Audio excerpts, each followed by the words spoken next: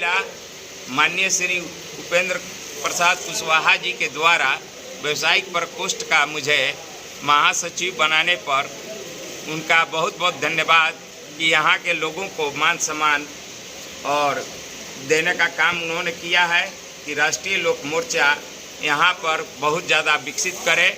और मेरी एक अच्छी चीज़ ये लगी कि यहाँ पर एनडीए की सरकार के जितने भी लोग हैं वो भी व्यावसायिक लोग के बारे में जागरूक रहें और सबको मान सम्मान दें और उनके समस्या का समाधान करें। जो भी समस्या व्यावसायिक लोग का है यहाँ पर नोखा में या पूरे प्रदेश में, बिहार राज्य के पूरे प्रदेश में, ज़िले में जितनी भी व्यावसायिक लोग हैं उनकी अगर कोई समस्या है तो उस पर सरकार का ध्यान जाना चाहिए। और मैं यही हमारी कोशिश रहेगी कि मैं सरकार का ध्यान आकर्षित करूं, जो भी उनकी समस्या हो उनका समाधान निकले और वे अपना व्यापार अच्छे से करें। चूँकि देश के निर्माण से लेकर और सत्ता की भागीदारी तक और जो भी व्यावसायिक वर्ग है वही टैक्स पे करते हैं, वही टैक्स देते हैं जिससे सरकार हमारी चलती है। राइस मिल बंद हो चुकी है, पहले आप राइस मिलर भी हैं, उस बारे में क्या कर रहे हैं? देखिए, इसके लिए तो राइस मिल जो बंद हुआ उसके पीछे कई कारण हैं। खाद्य सुरक्षा बिल भी एक कारण है। मुख्य कारण खाद्य सुरक्षा बिल है जो जयराम रमेश रेड्डी कांग्रेस के खाद्य आपूर्ति मंत्री सेंट्रल में थे, उनका मैं वक्तव्य सुना था।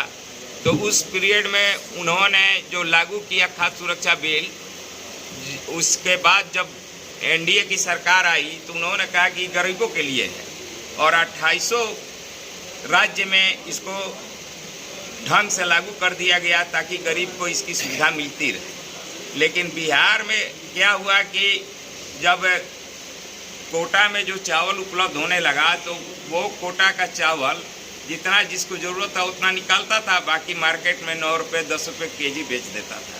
इससे यहाँ के जितने भी राइस मिलर थे उनको पड़ता नहीं पड़ा और उनका चावल का रेट 18 रुपये रहता था। उस समय 2015 की बात है। इसके बाद धीरे धीरे यहाँ का राइस मिलर को घाटा लगने लगा और व्यवसाय यहाँ बंद होने लगा। प्रशांत किशोर गांव-गांव घूम रहे, इस पर क्या आप?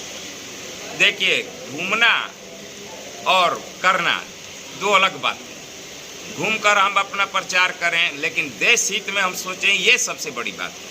हमारी बुनियादी चीज़ क्या है, यहाँ बच्चों की समस्या क्या है। यहाँ डोमिसाइल नीति लगा, ये माननीय श्री उपेंद्र कुमार कुशवाहा जी का सहयोग रहा कि एनडीए के घटक के साथ बैठ मिलकर डोमिसाइल नीति लगा दिए, जिससे यहाँ के बच्चों की पुरानी मांग शिक्षा के क्षेत्र में ये बहुत बड़ा काम हुआ। अभी भी कुछ काम है, जैसे 6 महीना पर उनका 6 महीना पर जाति खत्म हो जाता है, 6 महीना पर आय खत्म हो जाता है, 6 महीना पर निवास खत्म हो जाता है। लेकिन कोई भी ऐसे जादू की छड़ी नहीं है कि जो किसी भी व्यक्ति को 6 महीना में करोड़पति बना दे, और कोई जादू की ऐसी छड़ी नहीं है कि 6 महीना में उनका निवास बदल दे। तो इस पर भी सरकार को ध्यान देना होगा कि बच्चों को जो लाइन लगाकर अंचल कार्यालय में घूमते हैं वो अच्छा नहीं लगता है। यहाँ के जो भविष्य हैं, आने वाले पीढ़ी हैं, उनके लिए ज़रूरी है कि यह सरकार कम से कम निवास 5 साल के लिए बनाए, जाति परमानेंट बनाए और आय भी 5 साल के लिए बनाए। एनडीए की सरकार में भी अपराध बढ़ गया, इस पर क्या?